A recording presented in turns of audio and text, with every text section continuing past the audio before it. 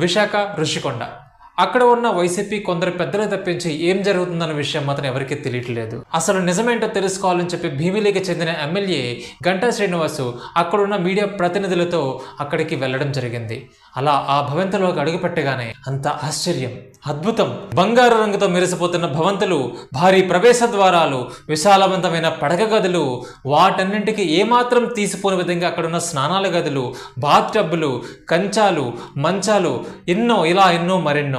ఆ వైభోగాన్ని కల్లారా చూడాల్సిందే తప్పించి అసలు వర్ణించలేం.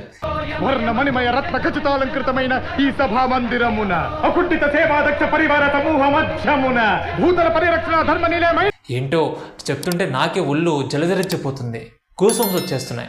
అప్పుడెప్పుడో పురాణాల్లో లంకేశ్వరి రాజ్యం ఎంత అంగరంగ వైభవంగా ఉంటుందని విన్నానో మళ్ళీ ఇప్పుడు ఈ కథలో వింటున్నాను. ఈ నిర్మాణం మొదలుపెట్టిన 3 సంవత్సరాల తర్వాత ఈ కోట మిస్టరీ